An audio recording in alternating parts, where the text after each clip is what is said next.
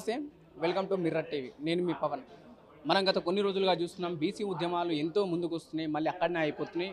మళ్ళీ ఇంకో పార్టీ వచ్చినప్పుడు మళ్ళీ ముందుకు వస్తున్నాయి, మళ్ళీ ఆగిపోతున్నాయి. ఇది గత కొన్ని సంవత్సరాలుగా జరుగుతుంది. కానీ కాంగ్రెస్ పార్టీ, ఇప్పుడు ప్రస్తుతం అధికారంలో ఉన్న పార్టీ, ఏదైతే ప్రచారంలో కామారెడ్డి డిక్లరేషన్ వేదికగా బీసీలకు సరైన న్యాయం చేసిన తర్వాతనే మేము స్థానిక సంస్థల ఎన్నికల్లోకి వెళ్తామన్న కాంగ్రెస్ పార్టీ సో ఏ విధంగా ఏమంటుందో మనం మాట్లాడి తెలుసుకునే ప్రయత్నం చేద్దాం. ప్రస్తుతం మనం హరిత ప్లాజాలో ఈరోజు ఏదైతే టీపీసీసీ అధ్యక్షుడు మహేష్ కుమార్ గారితో రౌండ్ టేబుల్ సమావేశం జరిగింది. సో ఇక్కడ ఉన్న బీసీ నాయకులను అడిగి తెలుసుకుందాం ఏమన్నారు, అసలు నిజంగా కాంగ్రెస్ పార్టీ ఎలా స్పందిస్తుంది వీటిపైన. అన్న చెప్పండి అన్న, గత కొన్ని సంవత్సరాలుగా ఈ బీసీ ఉద్యమాలు ముందుకు వస్తున్నాయి, ఆగిపోతున్నాయి, మళ్ళీ ముందుకు వస్తున్నాయి, ఆగిపోతున్నాయి. ప్రస్తుతం ఈ టీపీసీసీ అధ్యక్షుడు మహేష్ కుమార్ గౌడ్ గారు ఏమన్నారు ఈరోజు? ఎస్ దుర్గయ్య గౌడ్, తెలంగాణ రాష్ట్ర బీసీ సమాఖ్య అధ్యక్షులు.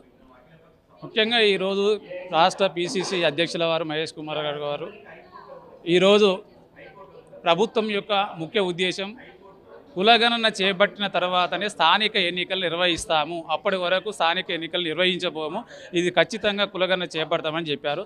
దానికి తెలంగాణ రాష్ట్ర బీసీ సమాఖ్య తరపున కానీ బీసీ సంఘాల దగ్గర, కుల సంఘాల దగ్గర మేము వెల్కమ్ చేస్తూ ఉన్నాం. కానీ ఇదే సందర్భంలో రాష్ట్ర ముఖ్యమంత్రి రేవంత్ రెడ్డి గారికి కామారెడ్డి డిక్లరేషన్లో మీరు స్పష్టంగా చాలా హామీలు ఇవ్వడం జరిగింది బీసీలకు. ఎలాంటి హామీలు అంటే, బీసీల యొక్క జనాభా దామాష ప్రకారంగా అసెంబ్లీలో 119 ఉంటే 60 స్థానాలకు దాదాపు 42 స్థానాలు బీసీలకు ఇస్తామని చెప్పారు. అక్కడ మీరు 42 స్థానాలు ఇవ్వలేక కేవలం నామమాత్రం ఇచ్చారు. అదేవిధంగా పార్లమెంటు ఎన్నికలు జరిగినప్పుడు కూడా బీసీలకు సముచితమైనటువంటి అవకాశాలు ఇస్తామని చెప్పారు, అక్కడ కూడా ఇవ్వలేదు. తద్వారా జరిగినటువంటి నామినేటెడ్ పోస్టులో కానీ, ఎమ్మెల్సీల లోపల కానీ, అదేవిధంగా నామినేటెడ్ పోస్టులో కానీ, ముఖ్య సలహాదారుల విషయంలో కానీ ఎక్కడ కూడా బీసీలకు అవకాశాలు ఇచ్చినటువంటి సంఘటనలు లేవు. అదేవిధంగా ముఖ్యంగా మీ దగ్గర 6 మంత్రి పదవులు పెట్టుకుంటున్నారు ఇప్పటి వరకు రాష్ట్ర ప్రభుత్వం వచ్చిన తర్వాత.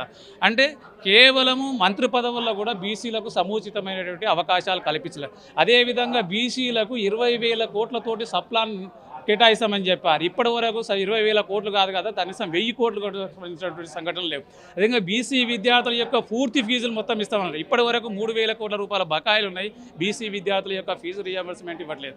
అదేవిధంగా బీసీ విద్యార్థులకు సంబంధించిన గురుకుల పాఠశాలలో నాణ్యమైనటువంటి ఆహారాన్ని పోషకరిస్తారు. ఈరోజు నాణ్యమైనటువంటి పోషకాహారం లేక బీసీ విద్యార్థులు చనిపోయేటువంటి పరిస్థితి ఉంది. అంటే ఒక పక్క బీసీ విద్యార్థులకు రావాల్సినటువంటి స్కాలర్షిప్లు కానీ, అదేవిధంగా బీసీలకు రావాల్సినటువంటి అదేవిధంగా అదేవిధంగా మంత్రివర్గంలో బీసీలకు రావాల్సినటువంటి విధులు కానీ ఎక్కడ కూడా బీసీలకు మీరు ఇచ్చినటువంటి కామారెడ్డి డిక్లరేషన్ ఎక్కడ కూడా కనిపించడం లేదు.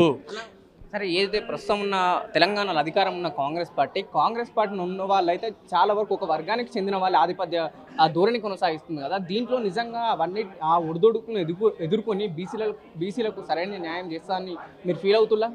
ఖచ్చితంగా ఏంటంటే, ఈ రాష్ట్ర ముఖ్యమంత్రి ఒకటి చెప్తా ఉన్నాడు. ఈ రాష్ట్రంలో బీసీ సంక్షేమ శాఖ మంత్రి పొన్నం ప్రభాకర్ చేత అసెంబ్లీలో తీర్మానం పెట్టించడం జరిగింది. 150 కోట్ల రూపాయలు బడ్జెట్ కేటాయించడం జరిగింది. అదేవిధంగా ఈరోజు పీసీసీ అధ్యక్షుల వారు చెప్తా ఉన్నారు. కానీ ముఖ్యమంత్రి ఎందుకు చెప్తలేడు? ఒకటి, ఈరోజు చాలా వరకు ముఖ్యమంత్రి అయిన తర్వాత దాదాపు 20-30 రివీల్ చేసినాడు ఈ రాష్ట్ర ముఖ్యమంత్రి. కానీ బీసీల విషయానికి వచ్చేసి, కులగణన విషయం వరకు వచ్చేసి ఇప్పుడు కూడా ఒక రివ్యూ మీటింగ్ చేయడం లేదు. ఇప్పుడు కేవలం పొన్నం ప్రభాకర్తో చెప్పిస్తూ ఉన్నాడు, అదేవిధంగా పీసీసీ అధ్యక్షులతో చెప్పిస్తూ ఉన్నాడు. కానీ స్పష్టంగా ఆయన వచ్చేసేసి ఒక రివ్యూ మీటింగ్ సెక్రటరియట్లో కానీ ఎక్కడైనా పెట్టేసేసి స్పష్టంగా చెప్పట్లేదు. మేము ఈ సందర్భంగా ఒకటే చెప్తా ఉన్నాము, ఈ రాష్ట్ర ముఖ్యమంత్రి స్పందించాల్సిన అవసరం ఉంది. మీరు ఎన్ని రోజుల్లో బీసీ కులగణన చేపట్టబోతా ఉన్నారు? బీసీ కులగణనలతో పాటు అన్ని కులాలను లెక్కిస్తారా, కేవలం బీసీలను లెక్కిస్తారా?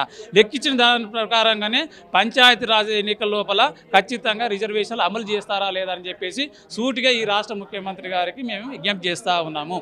కేవలం మీరు బీసీ నాయకుల మీద తుపాకీ పెట్టి బీసీలను కాల్చడం కాదు, బీసీ కమిషన్ మీద, పీసీసీ అధ్యక్షుని మీద, అదేవిధంగా బీసీ సంక్షేమ శాఖ మంత్రి మీద, లేకపోతే ఐఏఎస్ ఆఫీసర్ వెంకటేశం, వీళ్ళందరూ బీసీల మీద తుపాకీ పెట్టి బీసీలను కాలుస్తామంటే కాదు. మీకున్నటువంటి స్పష్టం ఏంది? అసలు నీ మదిలో ఏముంది? అసలు రాహుల్ గాంధీ చెప్పినటువంటి జోడో యాత్రలో భాగంగా రాహుల్ గాంధీ గారు చెప్పినటువంటి విషయాన్ని మీరు పాటిస్తారా లేదా? ఆయన చెప్పినటువంటి కులగణనకు మీరు ఓకే ఉన్నారా లేదా? ఎందుకు చేయట్లేదు? 3 నెలల్లో చేస్తామని చెప్పారు, అధికారంలోకి వచ్చిన 3 నెలల్లో చేస్తాం. అంటే ఇంకో క్వశ్చన్ ఏమొస్తుందంటే, నిజంగా కాంగ్రెస్ పార్టీ అధికారంలో ఉన్న కాంగ్రెస్ పార్టీ కులగణన జరుగుతుందా అని ఒక క్వశ్చన్ మార్క్ ఉంది. ఎందుకంటే దాదాపు అయితే ఒక వర్గానికి చెందిన వాళ్ళే ఉన్నారు, ఇటు మంత్రులు కావచ్చు, ఎమ్మెల్యేలు కావచ్చు. నిజంగా కులగణన జరిగితే వాళ్ళకి ఎఫెక్ట్ పడదంటారా? మేము మా వాట ఆడుతున్నాం, వాళ్ళ వాట అడగట్లేదు కదా. ఇవాళ ఓసీల వాట కానీ, ఎస్సీల వాట కానీ, ఎస్టీల వాట కానీ మరి ఎవరి వాట మేము అడగట్లేదు. ఈరోజు బీసీల వాట అడుగుతున్నాం. మా వాట మాకు ఇవ్వడానికి మీకున్నటువంటి నొప్పి ఏంది? మీకు అవసరం. ఈరోజు బడ్జెట్ పెట్టినారు కదా, ఈరోజు అసెంబ్లీలో తీర్మానం చేసారు 3 నెలల లోపు అన్నారు. 3 నెలలు పోయి సంవత్సరం దగ్గరికి వస్తుంది. ఈరోజు 150 కోట్ల రూపాయల బడ్జెట్ కూడా కేటాయించారు.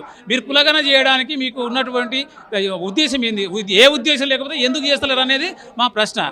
ఈరోజు ఒకవేళ కులగణనకు ఎవరు అడ్డొస్తారో చెప్పాల్సిన అవసరం కూడా ఉంది కదా ఈరోజు రాష్ట్ర ముఖ్యమంత్రి.